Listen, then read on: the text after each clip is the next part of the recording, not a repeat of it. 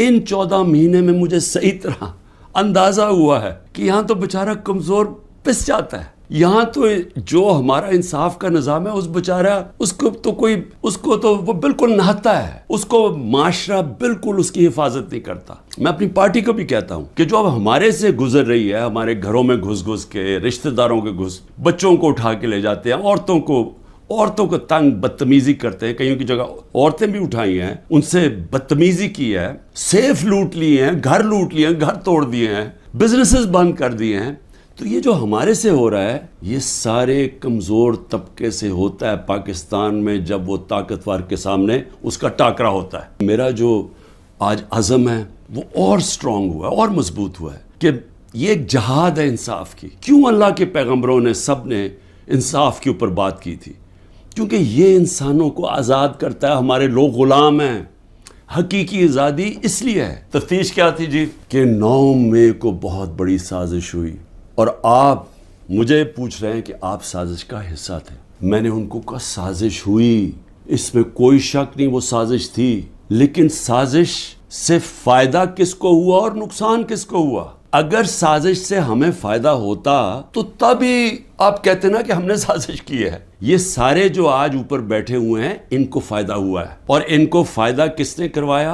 मुल्क की इस्टेब्लिशमेंट ने। और इन्होंने कामयाबी से इस्टेब्लिशमेंट को इस्तेमाल किया और इन्होंने उस इस्टेब्लिशमेंट को उनके साथ मिल के साजिश की। ये साजिश कभी ना होती जब ये दोनों मिल के ना करते। और बहुत बड़ी साजिश हमारे से नहीं हुई, पाकिस्तान से हुई है। पहले से ही तैयारी थी कि जो भी रद्द अमल आएगा वो पहले से तैयार बैठे थे कि इन्होंने ये बिल्डिंग चलानी है। और मैं इंशाल्लाह जिस दिन इंडिपेंडेंट इन्वेस्टिगेशन हुई मैं साबित करूंगा। अस्करी टावर्स का एक गवाह है और कोई पता नहीं वो वीगो डाला वहां पहुंच जाए और उसको उठा के ले जाए। उसकी पूरी रिकॉर्डिंग है कि वहां क्या हुआ था। वो कोई तहरीक इंसाफ नहीं थी जब अस्करी टावर चलाया गया। और क्या आज आईजी पंजाब जो दंदनाता फिर रहा है, क्या इससे किसी ने नहीं पूछ रहा कि वहां से 2 घंटे लग रहे हैं, वो लोग आ रहे हैं और या प्रोटेस्ट करने के लिए?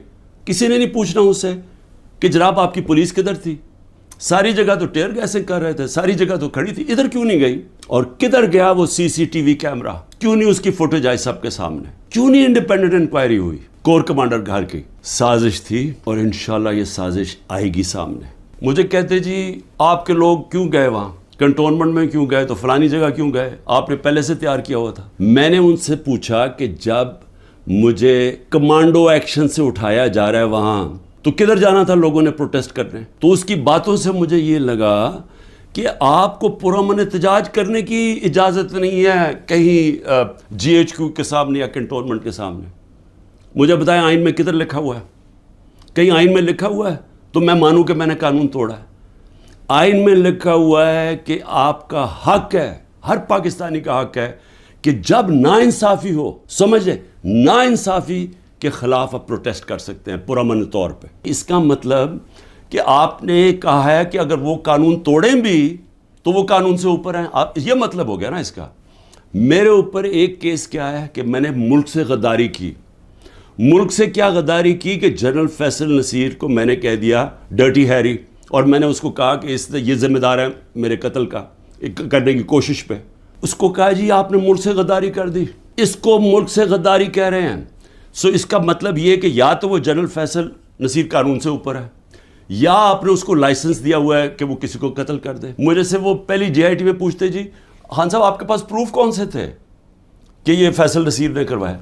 मैंने कहा आपने जो कोयटा में 4 घंटे जो वो कत्ल हुआ है वकील, उसके ऊपर तफ्तीश की थी? कोई सबूत मिले थे जब मेरे ऊपर 302 का कत्ल का पर्चा डाल दिया?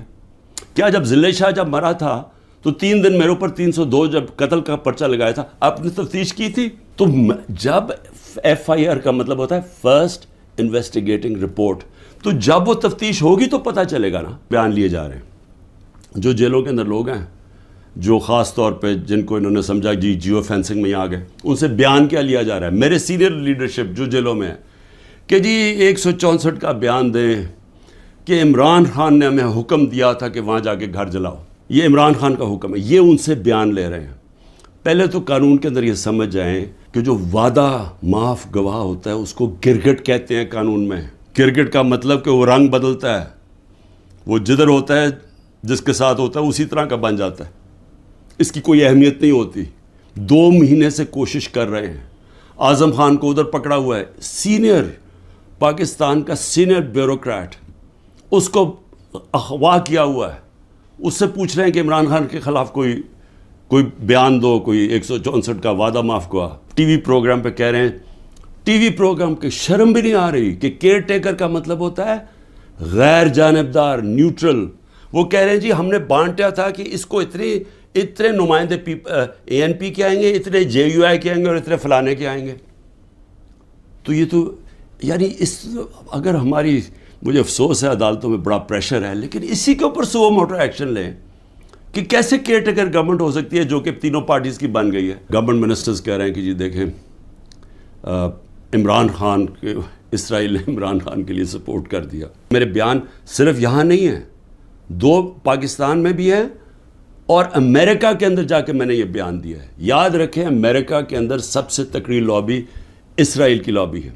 امریکہ کے اندر سننے کے میں نے بیان کیا دیا, اور پاکستان میں بھی جو پرائم منسٹر ہوتے ہوئے. امریکہ میں میری بیان کی کیا اہمیت ہے, کیونکہ یہ جو 2 ہیں نا, نواز شریف اور زرداری یا ان کے بچے, میں چیلنج کرتا ہوں کہ یہ جا کے امریکہ کیا پاکستان میں بیان دے دیں ان کے خلاف, لیکن امریکہ میں جا کے دیں. ان کی اتنی جرت نہیں تھی کہ جب امریکہ نے اور ہندوستان نے مل کے موڈی کے دورے پہ امریکہ جب جوائنٹ سٹیٹمنٹ دی اور انہوں نے کہا کہ پاکستان کا نام لیا, بائیلیٹرل ٹاکس میں پاکستان کا نام آتا ہے کہ جی پاکستان کراس بارڈر ٹیررزم کر رہی ہے اور پاکستان کو بند کرنی چاہیے. کسی کا بیان نکلا کسی کے منہ سے, کہیں وہ بیٹھا ہوا نواز شریف کہ اس کے منہ سے کوئی آواز نکلی, کہیں زرداری کے منہ سے کوئی آواز نکلی؟ نہیں نکلے گی. کبھی عمران خان نے ایسی حرکت کی کہ امریکنوں کو میسج بھجوایا جائے اپنے ایمبیسڈر حسین حقانی کے ذریعے میمو گیٹ کے اندر, وہ جو میمو گیٹ تھا, امریکنوں کو کہہ رہا ہے کہ ہماری فوج سے ہمیں بچا لو. اس کو آج پرائم پوزیشن میں بیٹھا ملک کے فیصلے کر رہا ہے. اور دوسرا جس کو اتنا پیار تھا مودی کے ساتھ کہ اس کو گھر پہ شادی پہ بلا لیا, جبکہ وہ پاکستان کے آرمی چیف کو دہشت گرد کہہ رہا تھا موڈی. وہ کہتا پرائم منسٹر ٹھیک ہے لیکن وہ تو پتلا ہے, دہشت گرد پاکستانی فوج کو کہہ رہا تھا. ڈان لیگز کے اندر کیا ہوا, وہی کہہ رہا تھا نا کہ ہم تو بے بس ہیں جناب, ہماری فوج دہشت گردی کر رہی ہے. وہ لوگ آج ملک کے فیصلے کریں اور وہ باہر بیٹھ کے اپنے بڑے بڑے محلات کے اندر, اربوں روپے کی پراپرٹیز کے اندر وہ بیٹھ کے جناب وہاں فیصلے کریں کہ جی ملک میں کیا ہوگا, ملک میں الیکشن کب ہوگا, وہ فیصلے کریں. اور یہاں کیا نظر نہیں آ رہا ہماری اسٹیبلشمنٹ کو؟ آپ کو نظر نہیں آ رہا کہ یہ کر کیا رہے ہیں اس ملک کے ساتھ؟ بڑی خواب ہے پاکستان کی, بڑا اس کے لیے بہت بڑے ذہن تھے علامہ اقبال, اس کے لیے جس نے کس طرح کی سٹرگل کی, وہ بہت ہی بڑے لیڈر تھے, قائد اعظم. یہ ہمیں بدترین غلامی کی طرف جو لے کے جایا جا رہا ہے, نہ کوئی انسانیت رہے گی, نہ کوئی حقوق ہیں, جو مرضی چاہے کریں, کوئی قانون توڑیں, چوروں کو اوپر بٹھا دو.